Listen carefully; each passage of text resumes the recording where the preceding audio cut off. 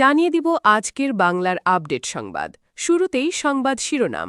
শেখ হাসিনার ফিরে আসার খবরে বিএনপিতে অস্থিরতা, থাকছে প্রতিবেদনে। দেশের মানুষ একদিন আওয়ামী লীগের জন্য আফসোস করবে, ওবায়দুল কাদের, থাকছে প্রতিবেদনে। নির্বাসন ও নিষেধাজ্ঞার বাস্তবতায় আওয়ামী লীগ ভবিষ্যৎ অনিশ্চিত, থাকছে প্রতিবেদনে। তারেকের হাত ধরেই ফিরবেন হাসিনা, বাংলাদেশ জুড়ে বিরাট জল্পনা, থাকছে প্রতিবেদনে। আগে নিজেদের ঠিক করা উচিত, পরে বিএনপির নেতাকর্মীদের দোষ ধরিয়েন, থাকছে প্রতিবেদনে। শাপলা চত্বরে হত্যাকাণ্ডের ঘটনায় বিএনপির ভূমিকা বিশ্লেষণের দাবি রাখে নাহিদ ইসলাম, থাকছে প্রতিবেদনে। এতক্ষণ শুনতেছিলেন সংবাদ শিরোনাম, এবার বিস্তারিত। শেখ হাসিনার ফিরে আসার খবরে বিএনপিতে অস্থিরতা। বাংলাদেশের রাজনৈতিক অঙ্গনে আবারও আলোচনার কেন্দ্রে শেখ হাসিনা। সামাজিক যোগাযোগ মাধ্যম ও বিভিন্ন রাজনৈতিক মহলে গুঞ্জন ছড়িয়েছে তিনি নাকি আবারও সক্রিয় রাজনৈতিক ভূমিকায় ফিরতে পারেন। এই আলোচনা ঘিরে নতুন করে উত্তেজনা তৈরি হয়েছে দেশের রাজনীতিতে।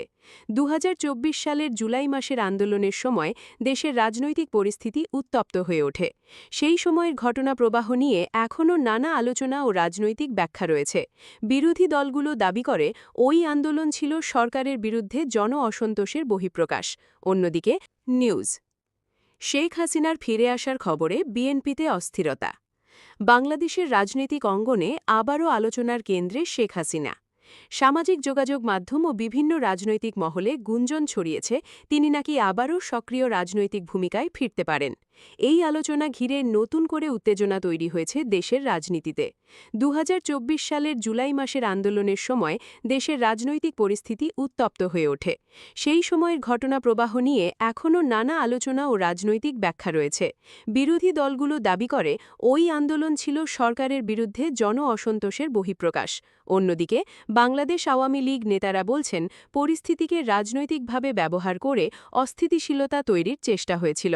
সাম্প্রতিক সময়ে শেখ হাসিনাকে ঘিরে বিভিন্ন গুঞ্জন নতুন করে সামনে আসায় বাংলাদেশ জাতীয়তাবাদী দল বিএনপি এর ভেতরেও রাজনৈতিক আলোচনা বেড়েছে বলে বিভিন্ন মহলে দাবি করা হচ্ছে। যদিও বিএনপির পক্ষ থেকে আনুষ্ঠানিকভাবে এসব গুঞ্জনের গুরুত্ব কমিয়ে দেখানো হয়েছে। রাজনৈতিক বিশ্লেষকদের মতে শেখ হাসিনা বাংলাদেশের রাজনীতির অন্যতম গুরুত্বপূর্ণ ও প্রভাবশালী নেতা।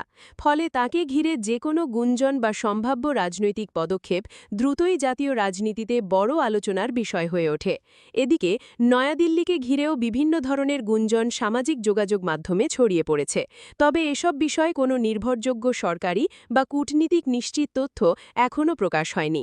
বিশ্লেষকরা বলছেন যাচাই ছাড়া তথ্য ছড়িয়ে পড়লে তা রাজনৈতিক বিভ্রান্তি বাড়াতে পারে। রাজনৈতিক পর্যবেক্ষকদের একাংশ মনে করছেন বর্তমান সময়ে সামাজিক যোগাযোগ মাধ্যম রাজনৈতিক প্রচারণা ও গুজব ছড়িয়ে দেওয়ার বড় মাধ্যম হয়ে উঠেছে। তাই যে কোনো তথ্য গ্রহণের আগে নির্ভরযোগ্য সূত্র যাচাই করা জরুরি। সব মিলিয়ে শেখ হাসিনাকে ঘিরে নতুন গুঞ্জন দেশের রাজনৈতিক অঙ্গনে আবারও উত্তেজনা ও কৌতূহল তৈরি করেছে। তবে এখনও পর্যন্ত অনেক দাবি আনুষ্ঠানিকভাবে নিশ্চিত নয়। আগামী দিনের রাজনৈতিক দলগুলোর অবস্থান ও বাস্তব পরিস্থিতি নির্ধারণ করবে এই আলোচনা কোন দিকে যাবে। শেখ হাসিনার ফিরে আসার খবরে বিএনপিতে অস্থিরতা। বাংলাদেশের রাজনৈতিক অঙ্গনে আবারও আলোচনার কেন্দ্রে শেখ হাসিনা।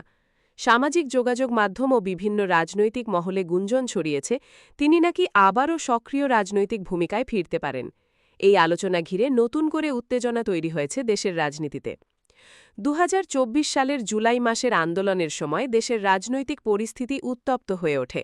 সেই সময়ের ঘটনা প্রবাহ নিয়ে এখনও নানা আলোচনা ও রাজনৈতিক ব্যাখ্যা রয়েছে। বিরোধী দলগুলো দাবি করে ওই আন্দোলন ছিল সরকারের বিরুদ্ধে জন অসন্তোষের বহিঃপ্রকাশ। অন্যদিকে বাংলাদেশ আওয়ামী লীগ নেতারা বলছেন পরিস্থিতিকে রাজনৈতিকভাবে ব্যবহার করে অস্থিতিশীলতা তৈরির চেষ্টা হয়েছিল। সাম্প্রতিক সময়ে শেখ হাসিনাকে ঘিরে বিভিন্ন গুঞ্জন নতুন করে সামনে আসায় বাংলাদেশ জাতীয়তাবাদী দল বিএনপির ভেতরেও রাজনৈতিক আলোচনা বেড়েছে বলে বিভিন্ন মহলে দাবি করা হচ্ছে। যদিও বিএনপির পক্ষ থেকে আনুষ্ঠানিকভাবে এসব গুঞ্জনের গুরুত্ব কমিয়ে দেখানো হয়েছে। রাজনৈতিক বিশ্লেষকদের মতে শেখ হাসিনা বাংলাদেশের রাজনীতির অন্যতম গুরুত্বপূর্ণ ও প্রভাবশালী নেতা। ফলে তাকে ঘিরে যে কোনো গুঞ্জন বা সম্ভাব্য রাজনৈতিক পদক্ষেপ দ্রুতই জাতীয় রাজনীতিতে বড় আলোচনার বিষয় হয়ে ওঠে। এদিকে নয়াদিল্লিকে ঘিরেও বিভিন্ন ধরনের গুঞ্জন সামাজিক যোগাযোগ মাধ্যমে ছড়িয়ে পড়েছে। তবে এসব বিষয়ে কোনো নির্ভরযোগ্য সরকারি বা কূটনৈতিক নিশ্চিত তথ্য এখনও প্রকাশ হয়নি। বিশ্লেষকরা বলছেন, যাচাই ছাড়াও তথ্য ছড়িয়ে পড়লে তার রাজনৈতিক বিভ্রান্তি বাড়াতে পারে। রাজনৈতিক পর্যবেক্ষকদের একাংশ মনে করছেন, বর্তমান সময়ে সামাজিক যোগাযোগ মাধ্যম রাজনৈতিক প্রচারণা ও গুজব ছড়িয়ে দেওয়ার বড় মাধ্যম হয়ে উঠেছে। তাই যে কোনো তথ্য গ্রহণের আগে নির্ভরযোগ্য সূত্র যাচাই করা জরুরি। সব মিলিয়ে শেখ হাসিনাকে ঘিরে নতুন গুঞ্জন দেশের রাজনৈতিক অঙ্গনে আবারও উত্তেজনা ও কৌতূহল তৈরি করেছে।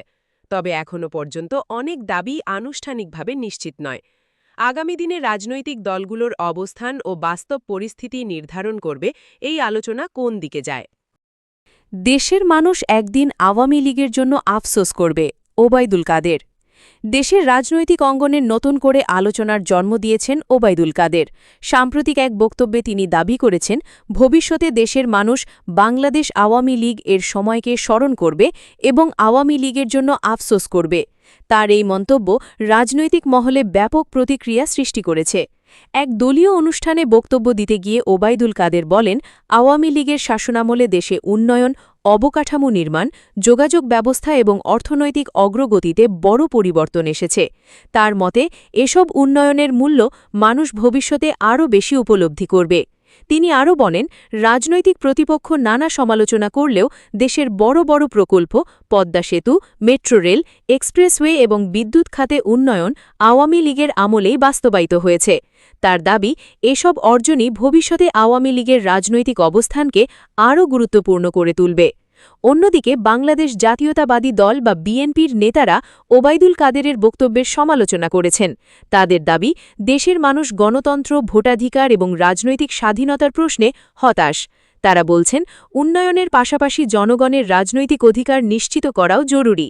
রাজনৈতিক বিশ্লেষকদের মতে বাংলাদেশের রাজনীতিতে উন্নয়ন বনাম গণতন্ত্র এই বিতর্ক দীর্ঘদিন ধরেই আলোচনায় রয়েছে।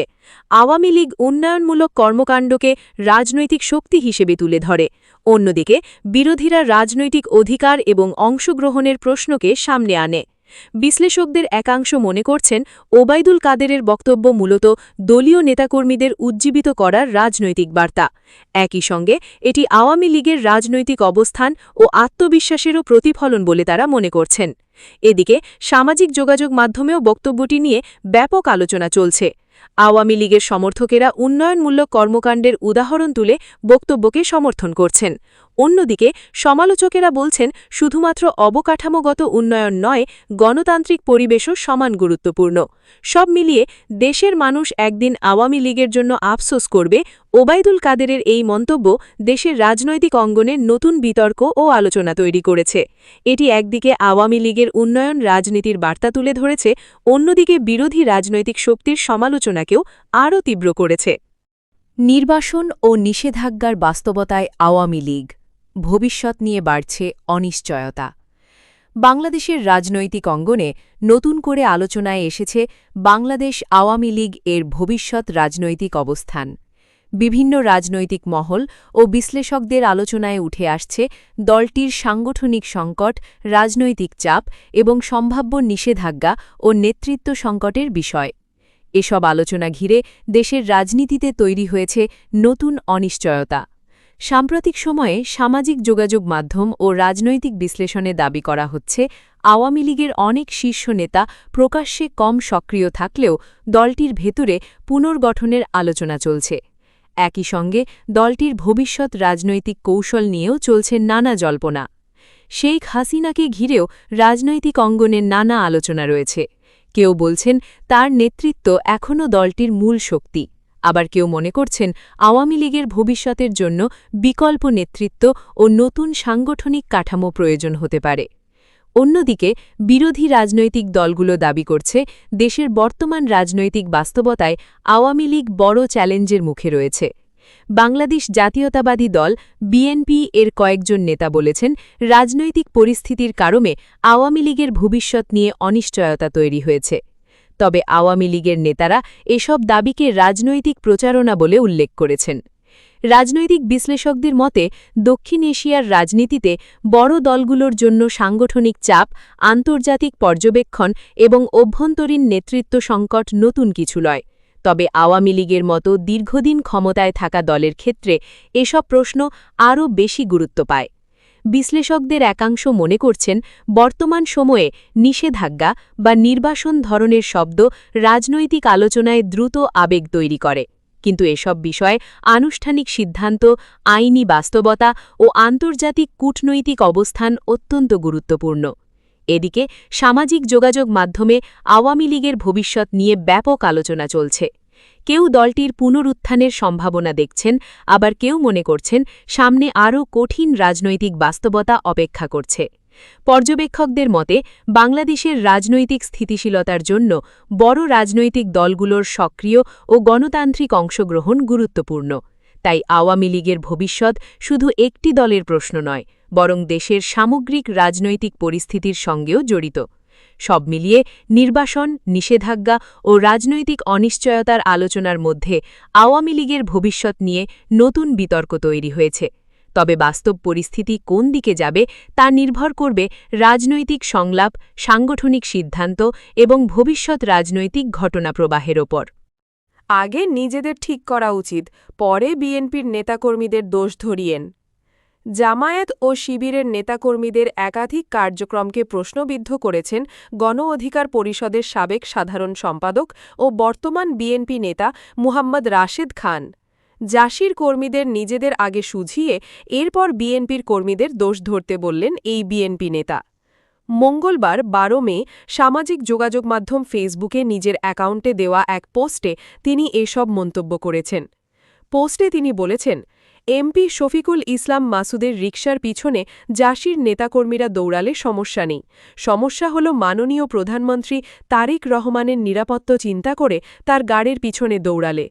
দলীয় নেতাকর্মীদের দলের প্রধান নেতার প্রতি আবেগ থাকা স্বাভাবিক। আমরা দেখি সেই আবেগ থেকে কেউ কেউ জামায়াত-ই ইসলামীর আমিরের পাঞ্জাবিও ঠিক করে দেয়। জাসির নেতাকর্মীরা যা করবে সব স্মার্টনেস, আর বিএনপি নেতাকর্মীরা করলেই জাসি সেটাকে নোংরা হিসেবে প্রচার করে। সামাজিক যোগাযোগ মাধ্যমে কিছু অসাধু ভিউ ব্যবসায়ীদেরও নিন্দা জানালেন রাশেদ। আমাদের কিছু ডিজিটাল প্ল্যাটফর্মের ভাইয়েরা কোন নেতা কি ভুল করল, কে কি করল সেটা জুম করে প্রচার করে বাড়তি ভিউয়ের জন্য। কিছুদিন আগে দেখলাম নায়ক সিয়ামের সহধর্মিনীর ভিডিও নেওয়া হচ্ছে ওপর থেকে জুম করে। তিনি আবার এটির প্রতিবাদ করলেন। ঠিক নারীদের মিছিলের শারীরিক অবয়বও কেউ কেউ জুম করে দেখায় শুধুমাত্র ভিউয়ের জন্য। মিছিলে হুড়োহুড়ি খুব স্বাভাবিক ঘটনা। এটা ২০১৮ সালের কোটা সংস্কার আন্দোলন থেকে দেখে আসছি। সামনে আসা পিছনে দাঁড়ানো দিয়ে ধাক্কাধাক্কি হয়। বিশেষ করে স্বেচ্ছাসেবক বা প্রোটোকলে থাকা টিমের সদস্যরা মিছিল বা কর্মসূচির শৃঙ্খলা রক্ষার্থে অনেক সময় ধাক্কা দিয়ে কাউকে সরিয়ে দেয়। সবশেষে তিনি লিখেছেন, শুধুমাত্র বাড়তি ভিউয়ের জন্য সেগুলো জুম করে প্রচার করে। এগুলো ডিজিটাল প্ল্যাটফর্মের কেউ কেউ করে থাকে। সেগুলো আবার প্রচার করে জাসির নেতাকর্মীরা, কিন্তু তারা ভুলে যায় তাদের নেতার চুম্মা দোষ আছে। আবার তারাও রিকশার পিছনে দৌড়ায়। আগে এগুলো ঠিক করা উচিত, পরে না হয় বিএনপি ছাত্রদলের নেতাকর্মীদের দোষ ধরিয়েন। শাপলা চত্বরে হত্যাকাণ্ডের ঘটনায় বিএনপির ভূমিকা বিশ্লেষণের দাবি রাখে নাহিদ ইসলাম। শাপলা চত্বরে হত্যাকাণ্ডের বিচার ও জবাবদিহি নিশ্চিত করা গেলে ২০২৪ সালের জুলাইয়ে আরেকটি গণহত্যার সাহস সরকার পেত না বলে মন্তব্য করেছেন জাতীয় সংসদের বিরোধী দলীয় চিফ হুইপ ও জাতীয় নাগরিক পার্টির আহ্বায়ক নাহিদ ইসলাম। তিনি বলেছেন, শাপলা গণহত্যার জন্য সরকার, রাষ্ট্রযন্ত্র এবং বিভিন্ন রাজনৈতিক শক্তিকে বিচারের আওতায় আনা গেলে জুলাই গণহত্যা হতো না। শাপলা চত্বরে হত্যাকাণ্ডের ঘটনায় বিএনপির ভূমিকাও বিশ্লেষণের দাবি রাখে বলে মন্তব্য করেছেন তিনি। রাজধানীর কাকরাইলে ইনস্টিটিউশন অব ডিপ্লোমা ইঞ্জিনিয়ার্স বাংলাদেশের মুক্তিযোদ্ধা হল মিলনায়তনে আজ মঙ্গলবার বিকেলে এক আলোচনা সভায় নাহিদ ইসলাম এ কথা বলেন। শাপলা গণহত্যা, বিচারহীনতার এক যুগ শীর্ষক এই আলোচনা সভা ও তথ্যচিত্র প্রদর্শনীর আয়োজন করে এনসিপি সমর্থিত সংগঠন ন্যাশনাল ওলামা আলায়েন্স। নাহিদ ইসলাম বলেন, ২০১৩ সালে যুদ্ধপরাধীদের বিচারের দাবিতে রাজধানীতে আন্দোলন শুরু হয়েছিল। সরকারের পৃষ্ঠপোষকতায় এই আন্দোলন বিরোধী মত দমনের হাতিয়ার হিসাবে ব্যবহার হয়েছিল। জামায়াতে ইসলামী নেতাদের সে সময় হত্যা করার একটা প্ল্যাটফর্ম হিসাবে শাহবাগে একটা মঞ্চ করা হয়েছিল। সেই আন্দোলনে ইসলাম বিদ্বেষকে প্রশ্রয় দেওয়া হয়েছিল। হেফাজতে ইসলাম এর প্রতিবাদে রাজধানীতে কর্মসূচি দিয়েছিল। নাহিদ ইসলাম বলেন, সরকার হেফাজতের ১৩ দফা সমর্থন নাও করতে পারে, কিন্তু একটি গণতান্ত্রিক রাষ্ট্রে মত প্রকাশের অধিকার সবার আছে। নিরস্ত্র ও ঘুমন্ত মানুষের ওপর গুলি চালানো আন্তর্জাতিক আইন অনুযায়ী মানবাধিকার অপরাধ বলেও তিনি মন্তব্য করেন। তিনি বলেন, শাপলা চত্বরের এই গণহত্যাকে কোনো না কোনোভাবে বৈধতা দেওয়া হয়েছে। তার প্রেক্ষাপট তৈরি করতে অনেকেই সে সময় ভূমিকা রেখেছে। সে সময় জবাবদিহির আওতায় আনা যায়নি বলে সরকার ২০২৪ সালের জুলাইয়ে আরেকটা গণহত্যা করার সুযোগ পেয়েছে, সাহস পেয়েছে। বিএনপি সে সময় হেফাজতে ইসলামের সঙ্গে থাকলেও তাদের ভূমিকা কীরকম ছিল এখন সেটি বিশ্লেষণের দাবি রাখে উল্লেখ করে নাহিদ ইসলাম বলেন, দেশের জনগণের একটি বড় অংশ যখন বিপদগ্রস্ত, বিরোধী দল হিসাবে বিএনপির উচিত ছিল সেই আন্দোলনের নেতৃত্ব দেওয়া এবং আরও শক্তিশালী ভূমিকা রাখা। মাদ্রাসার ছাত্রদের আলেম ওলামাদের রাজনৈতিকভাবে ব্যবহার করতে দেখা যায়। সে সময় মৃত্যুর মুখে, গুলির মুখে ঢাকা শহরে এনে মাদ্রাসার ছাত্রদের ঠেলে দেওয়া হয়েছিল। এর দায় সেই সময়কার সব রাজনৈতিক দলের অবশ্যই নেওয়া উচিত। আওয়ামী লীগ সরকারের সময় সংগঠিত গণহত্যা, মানবাধিকার বিরোধী হত্যাকাণ্ড, গুমের ঘটনাসহ সব কিছুর বিচারের দায়িত্ব বর্তমান সরকারকে নিতে হবে বলেও মন্তব্য করেন নাহিদ ইসলাম।